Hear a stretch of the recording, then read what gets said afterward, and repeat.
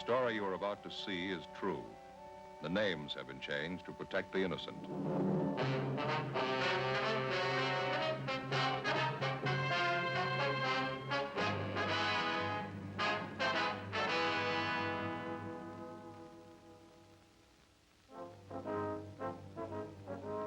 It was Tuesday, December 21st. We were working the night watch out of traffic division, hit and run felony detail.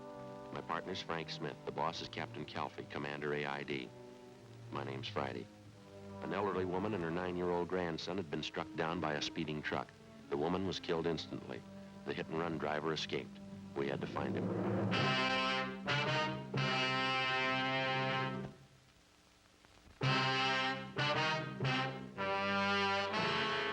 We'd like to talk to you for a minute if we could. Well, fine. Would you like to step inside? Yes, ma'am. Thank you.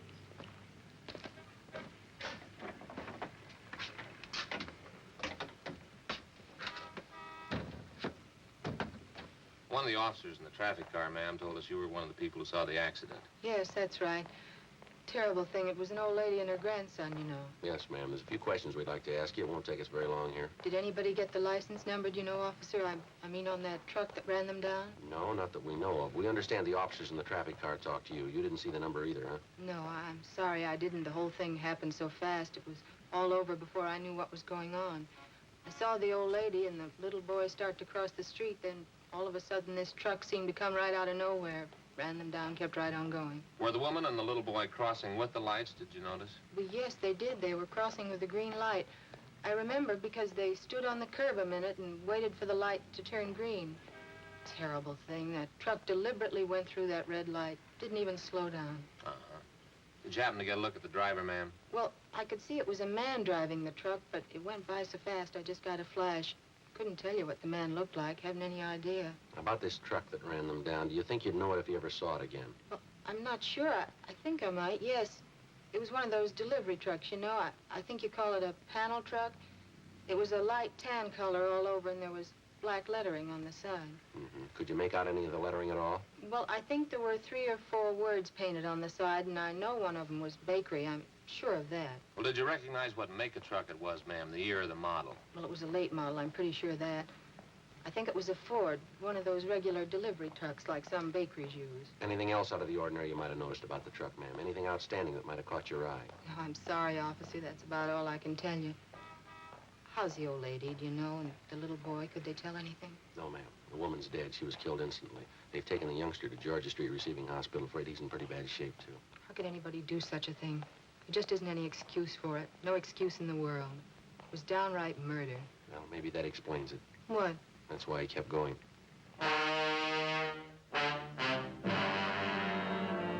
11:35 p.m. Frank and I finished interviewing the cashier in the theater box office, and then we called the office and had them get out a supplementary broadcast and an APB on the description of the hit-and-run vehicle. We went back across the street to the scene of the accident where the officers in the T-car, along with the crew from the crime lab, were finishing up their preliminary investigation. We interviewed 2 more witnesses to the hit-and-run accident, but they were unable to tell us anything that we didn't already know. When we got back to the office, we put in a call to Georgia Street Receiving Hospital, where they told us that the 9-year-old boy struck down by the hit-and-run driver was still in critical condition. The husband of the 64-year-old woman who'd been killed instantly was brought downtown to the morgue, where he identified the body. The next morning, we got out a special bulletin to all garages, auto repair, and paint shops throughout the city to be on the lookout for a late model, tan panel truck, black lettering on the sides, with damage to the front end. 8:30 a.m. Frank checked with communications. It was Doc Hall at Georgia Street. I asked him about the boy. The old lady's grandson, how's he doing? Pretty much the same, condition critical, that's all they'll tell you. That's a lousy shame. Communications get any kickback on that all points yet? No, nothing. Did you get in touch with the crime lab? Yeah, we're not going to be able to help much, though. What'd they find out there? Anything at all? Oh, just what we saw, a few small pieces of glass, probably from one of the headlights of the truck. They don't think they're going to be able to do much with them, though. Not enough to go on. And that's the only physical evidence they got, huh? That's all. Might be able to tie it down a little tighter if we could find that panel. Yeah. Did you start checking on that bakery truck angle yet? Yeah, McGowan and I called every bakery in town. Got it pretty well narrowed down. There are only 2 companies that use tan late model panels for delivery trucks. Yeah. Only one of them uses black lettering on the sides of the trucks. Other companies says they use red lettering. Which one has the black? Well, I got it right here. The Nielsen Wholesale Bakery. They got a fleet of 173 trucks, all the same. Tan color, black lettering on both sides, late model Ford delivery trucks. They tell you whether or not any of their drivers could have been making deliveries at that time of night, 10:30, 11 o'clock? Yeah, there are about a dozen of them out on deliveries. More of them to account for than that, though. How do you mean? Well, all their drivers are allowed to take the trucks home with them when they're off duty if they want to. I'm afraid it's going to mean checking out every one of them, Joe. Well, we might as well get moving on it. They're going to give us some kind of a list to work with? Yeah, got it all set up with them. I'll get it. Accident investigation, Smith. Oh, yeah, Doc. He did, huh? Okay, thanks for calling. Yeah, Doc. It's a rotten deal. Why, what's the matter? The young kid, the grandson. Yeah? Just died.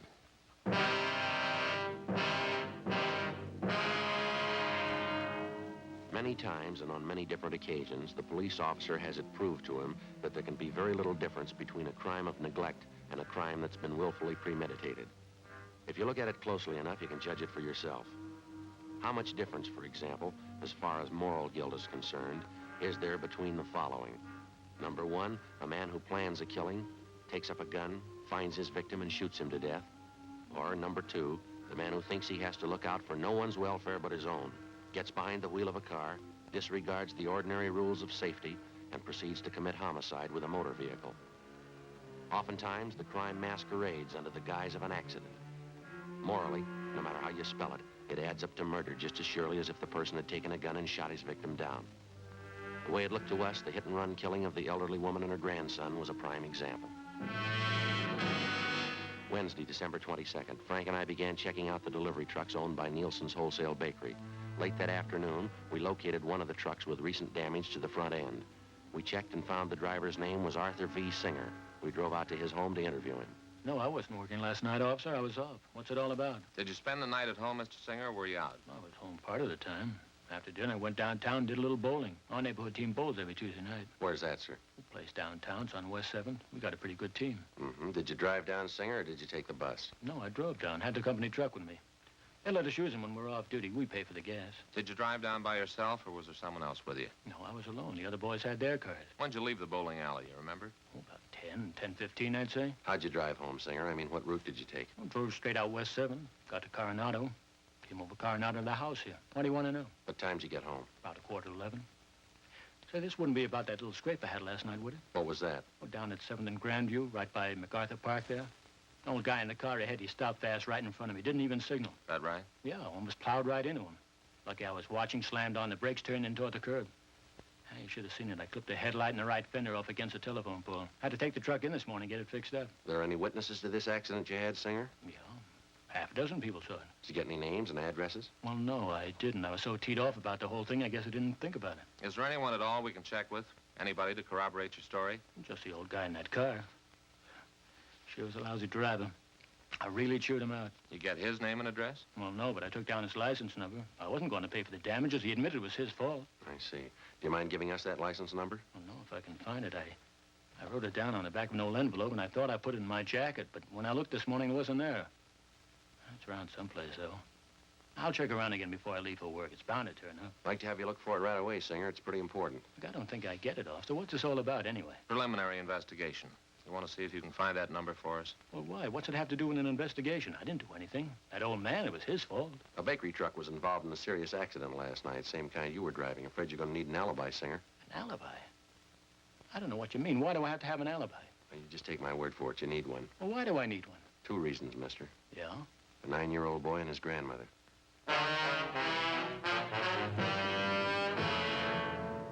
We continued questioning the suspect, Arthur Singer, but he denied any knowledge of the hit-and-run accident the night before at the intersection of Drexel and Pico Boulevard. We stayed with him while he searched his home for the license number of the car, which he said caused him to have his accident the night before. After half an hour of looking, he came up with a number scribbled on a scrap of paper which he'd found under the scarf on the dresser. We put in a call to our DMV, and they came back with the information that the license number was registered to a Mr. Thomas Foley on Lancashire Boulevard. We drove to the address to check with Mr. Foley, but there was nobody home. We left our card along with a message to contact us as soon as possible. 4:15 p.m., Frank and I got back to the office. At 4:35, Mr. Foley returned our call. Oh, yes, sir, that's right. Oh, I see. What time was that? Do you remember? Uh-huh. Well, all right, Mr. Foley, thanks very much. Yeah, we may be contacting you later. Right. Thanks a lot. Goodbye. Yeah? I thought this was starting out too easy. What'd he say? Apparently, this Arthur Singer's telling us the truth. Mr. Foley says he did have a little scrape with the bakery truck last night. He described Singer as the driver of the truck. How about the location? Foley pretty sure about that, is he? Grandview and West 7th. Says it happened about 10:35 last night. That puts Singer about 3 miles from the scene of the hit and run. It's impossible, Joe. If this Mr. Foley's right, Singer couldn't have done it. Wasn't anywhere near the accident. I thought sure he was it, didn't you? Well, we can drive out and double-check it with Foley. I can't think of any reason why I should lie about it, can you? I get it. Accident investigation Friday. Oh, yeah, Ted. Where? Yeah. Nobody, huh? Yeah. You bet. Right away. Thank you. Well, it's moving fast. Good piece of luck. Who was it? Ted Zimmerman. He and McClendon are down at the south end of town. Yeah. The hit-and-run truck. They think they found it. 4:28 p.m. Frank and I left the office and drove to the south end of the city where we met with Sergeants Zimmerman and McClendon, a block from where the tan panel bakery truck had been located. As soon as the truck had been discovered, an immediate stakeout was placed on it. A code 5 was broadcast on the vehicle's location, warning all units to stay away so as not to discourage the suspect in case he decided it was safe to return and get the truck. Frank and I drove down the side street where the truck was parked and got a good look at the front end of it. The right headlight was damaged, and so was the right fender.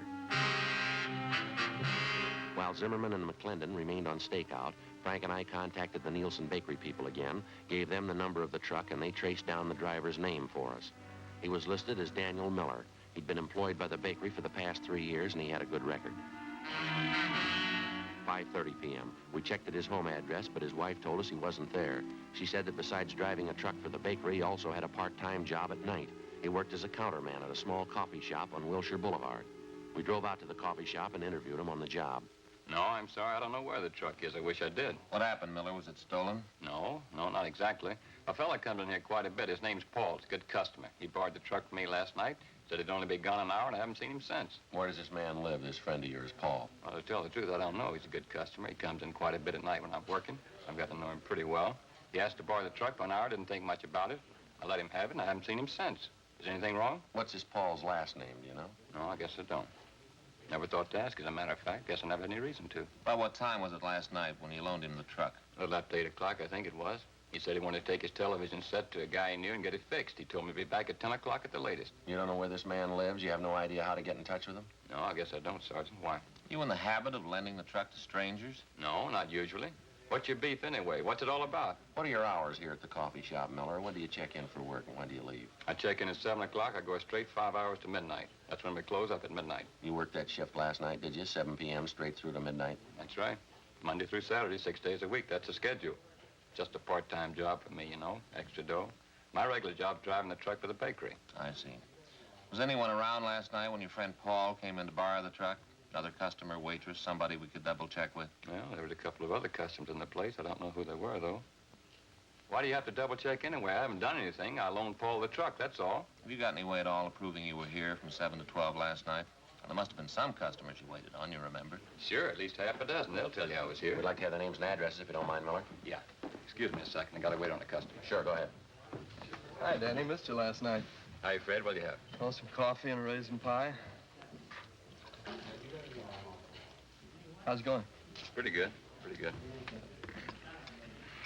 Yeah, man, the missus dropped by after the show last night looking for you. That's so? Yeah. About 10:30. Where were you, Dan?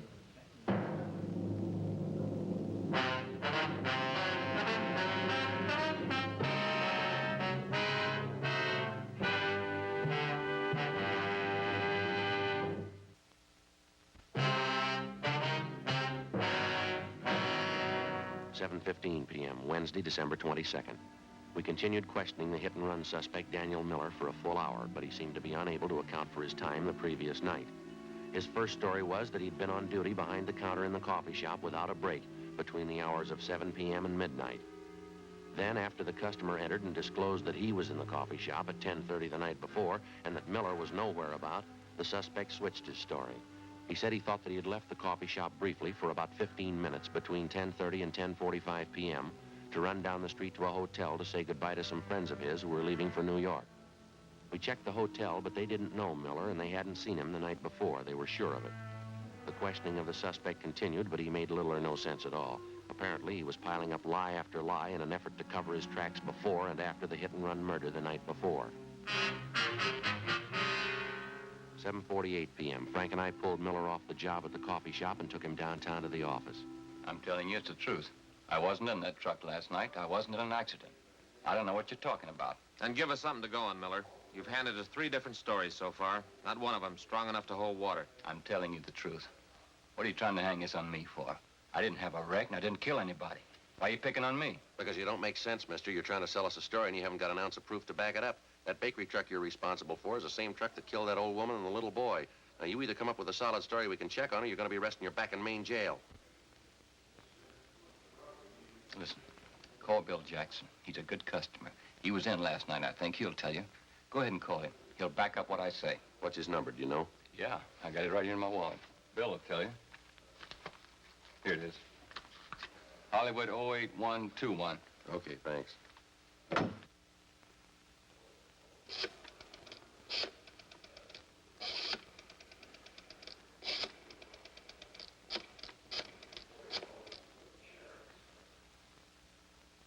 William Jackson there, please?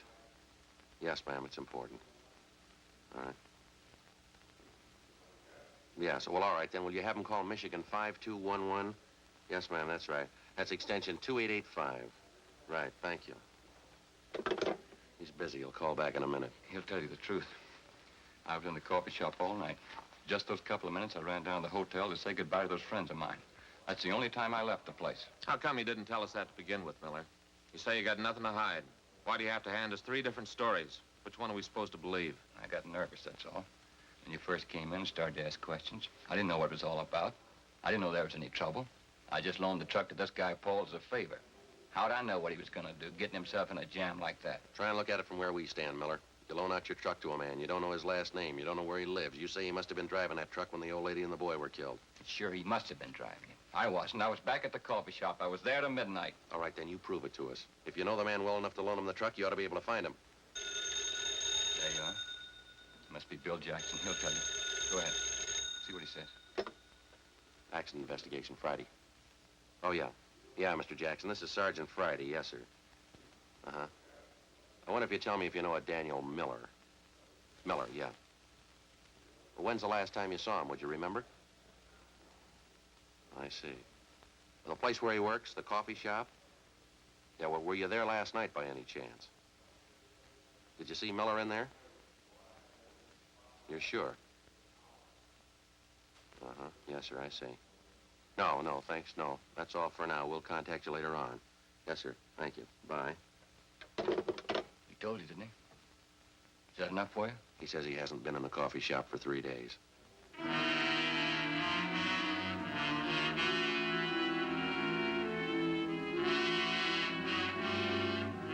9:45 p.m.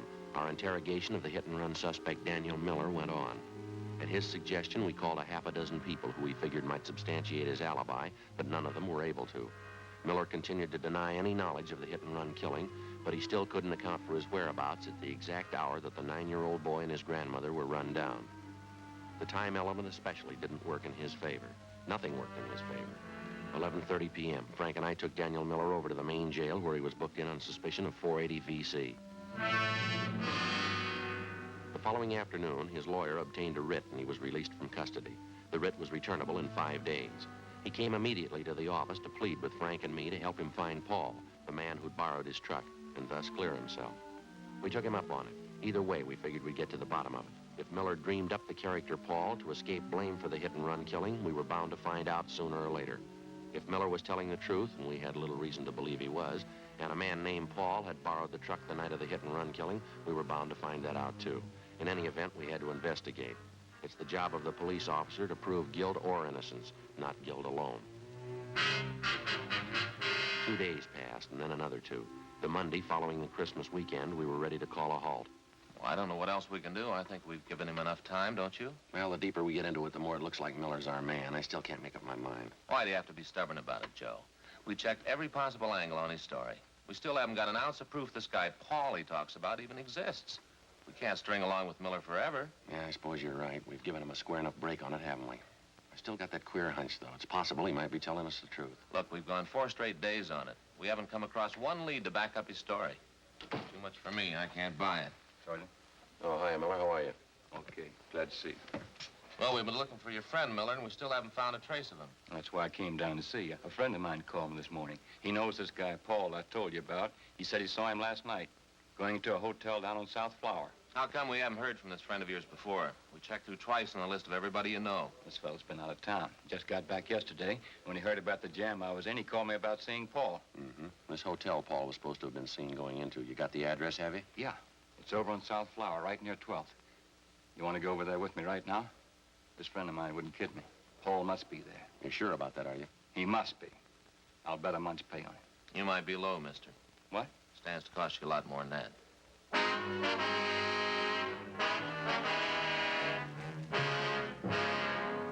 We went up to the 3rd floor to room 318, but the man registered as Paul Barton wasn't in. He'd left no word at the desk as to when he'd return.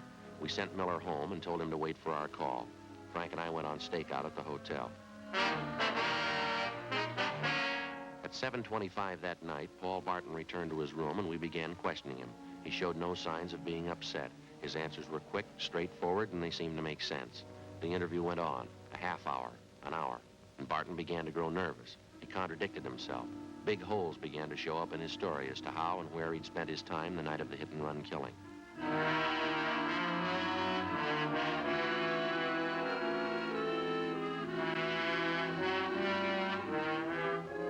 8:45 p.m. Frank and I took Barton back to the office. We'd called Miller at his home. He was asked to come downtown as soon as possible. Meantime, we checked Paul Barton through R&I, and the questioning went on. You're a little mixed up about that, aren't you, Mr. Barton? I thought you said you went to that bar downtown about 10 p.m., and then you went to visit at your sister's house. Now you tell us you went to your sister's house first, then you went to the bar downtown. Now, which is it? That's getting a little high-handed, isn't it? Why do I have to account for my time to you? If it wasn't important, we wouldn't be asking you. I think you know that. I don't know anything of the kind. You're trying to take advantage of me. That's the only impression I get. I think I've answered enough of your questions. I'm going back to the hotel. Just a minute, Barton. One more thing. Yeah? The last time you were arrested for a traffic violation, you want to tell us what the charge was? What? I think you heard me. Well, that was a year ago. I was driving a little too fast going on Beverly Boulevard. What's that got to do with it? Our record bureau says the charge was drunk driving. Your license was revoked. Well, so what? I haven't been driving. I haven't been near a car. What about last Tuesday night? Huh? Last Tuesday night, you do any driving then? No, of course not. Sure about that, are you? You're not trapping me. I've answered all your questions. I'm getting out of here. Just stay put, mister. You're not going anyplace. All right, Frank, you want to check outside, see if they brought Miller in yet? Yeah, sure. Thanks. You can't keep me here. It's illegal. You got nothing to hold me on. Well, then you got nothing to worry about, have you? We got a guy by the name of Miller coming in. He says he thinks he knows you. Miller? I don't know any Miller.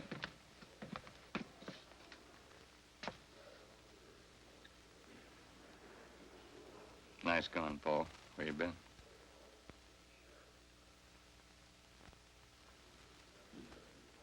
I said, where you been? What'd you do with the truck? Why, you two... Sit down. I didn't do it. I didn't do a thing. You can't prove it. You can't prove I did. They're gonna prove it, Paul. I'm gonna help them prove it. You sure been a real good friend. Oh, give me a break, Danny. I didn't mean it. Honest, I didn't mean it. I loan you the truck, you get boozed up, you run down the little kid and the grandmother. Then you take off, leaving me holding the sack like I did it. I didn't mean it, Dan. It was an accident. I wasn't boozed up. Yeah, you're a real good friend. I hope you get it in the neck. I hope you get it with both barrels. It's not true, Sergeant. I wasn't boozed up. I only had 2 drinks. Believe me, that's all I had. Yeah. Well, I couldn't have been drunk. It doesn't affect me that way. 2 drinks never hurt me. They never hurt me. I can prove it. Don't prove it to me. What? That little boy and his grandmother, they buried him this morning. You go ahead and prove it to them, mister.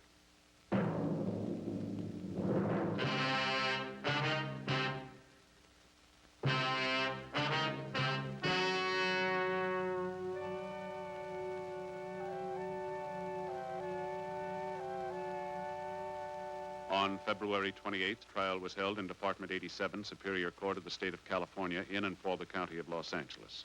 In a moment, the results of that trial.